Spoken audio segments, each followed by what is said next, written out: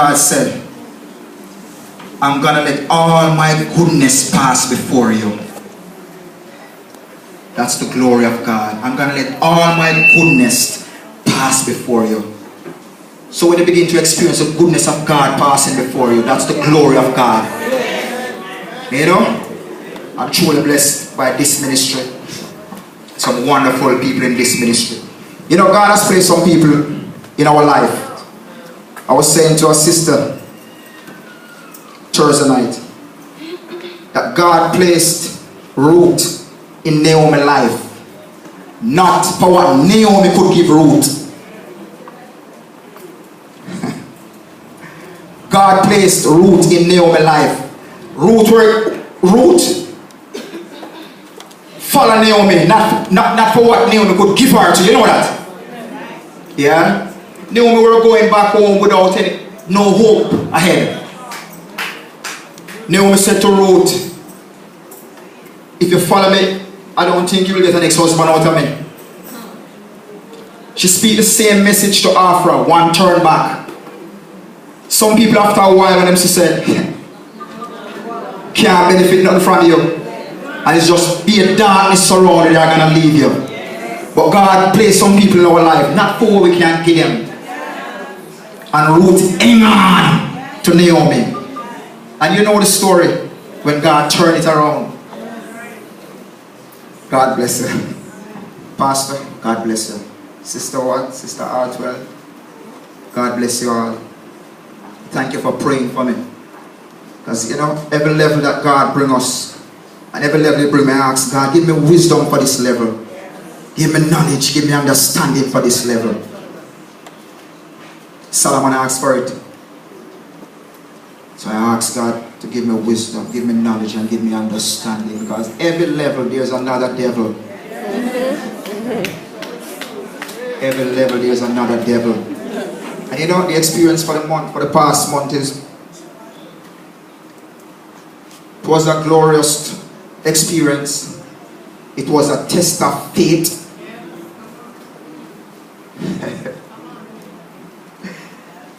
You know, I remember traveling with my sister. It's over 24 years, I think. I've never met her. See her one time, glimpse her when my sister died a couple years ago. And she come to Jamaica. And we go for the first, I see her and tell her father that she's going to take me to Pennsylvania. Sure, going a little. And you know, sitting in the van, driving. It's like, oh my normally, oh my prayer life setting the state down here. We find out that little shifting up there. And the Spirit said to me, said, hey, the same devil up here. And we start cover the journey. You know, the same devil up here. Because they have visa, they have green card, and they have citizenship too. There. It was a test of faith. You know, sometimes I call my wife and say, Moms, it take God to live at them places, to live for God. It take a whole for God. Anybody can go to go live. But it take enough for God to live for God over there. That's my experience. I don't know about you. And we find out that to live for God in these last days, those who sold out and want to live for God, sometimes they get lonely. It's only a few of us. It's lonely. Some company you're going to find yourself in that you look weird, you sound weird. And you wonder, you know, a secular singer sing a song and the song just keep ringing back in man. It ain't easy being who we are. We who God call out, it ain't easy being who we are. What we stand for, what we believe, and the mission that we are on for God. It ain't easy being who we are. But it never meant to be easy. That's why he said, if you suffer with me, you will reign with me. It pays to live for God. It pays to live for God. After you have suffered, God won't pay you back. It's not an easy road, but God is able. You know, just a simple word. I have certain challenge before me and contemplating on the challenge them and the situation them will start magnify themselves and say, moms, you see why some people when they reach a them place them forgot them family.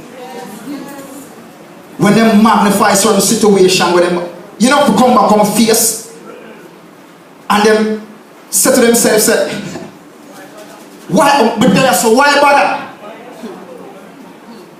And just lack of communication, you can't pick them up again. If you don't mind, you go out marry, you switch off your ring.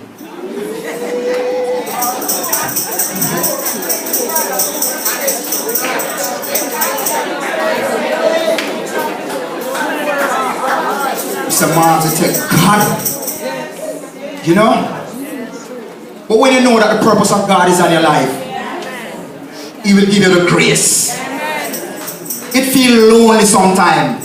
Prayer, mother, you know, some ministry in the church feel lonely sometimes. Show the intercessor. It feels lonely sometimes. And if you remember Elijah, he run and tell God, only me alone left. Loneliness. But God will give you the grace to stand for Him. You know, just for the experience. Last Monday was Labor Day. And before that, we went to a particular church, leave it nameless, and sitting in a seat.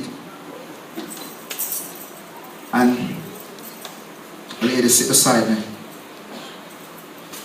And she said to me, first, she said, I'm a stepmother up on a bus, and you know, my stepmother talk to her and thing. And so she aware that we just come up on them thing. Fresh.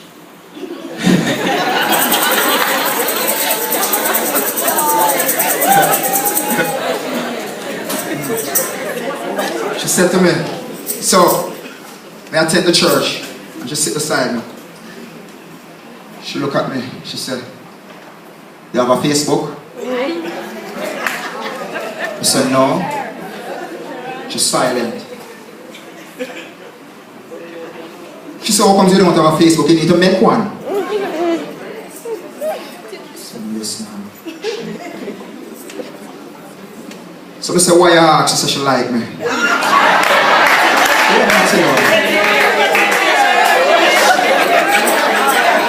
She looked. I know she said the ring. She said to me, that's why maybe she actually say, you're married? I say, yes. She gets silent a little. She say, you cheat.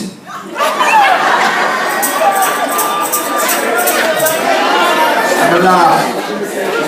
Because she start drawing the attention from me what the minister said. Anyway, the pastor preached. The pastor was preaching about Joseph and Manasseh two sons. Manasseh two sons. I'm a dead end.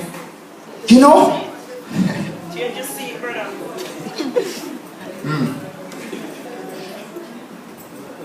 She did it and start feel the presence of the devil now. Because my body start telling me when I line up with the spirit. Jesus was tested. True? And you know my daddy I said, God, you have faith because I know my life, I know God have my life, you have purpose. But no. When you know, God will give you the grace to resist. And my daddy can't carry for the message. Destruction. Pastor reached the point where he said, somebody here, you challenged from over the week and even know the devil is fighting you. If you are here for prayer, stand up, stand up.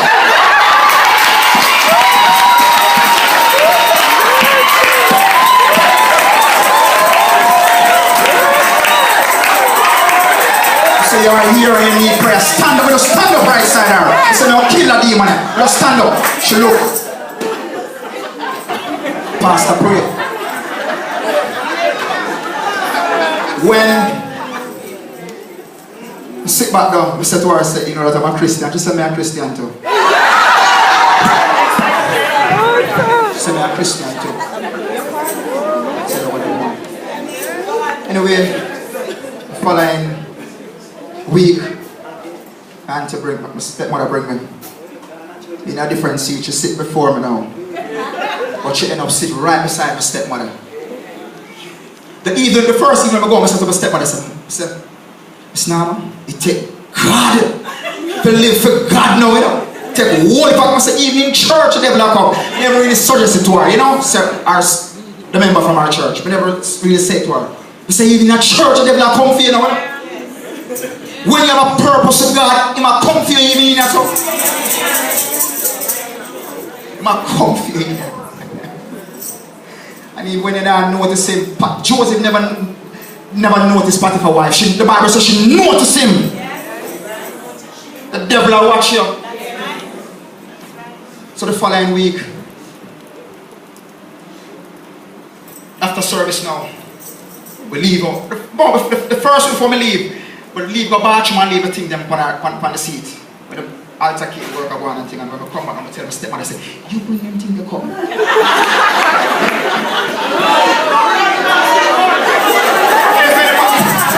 say, you bring them thing to come. Bring them come.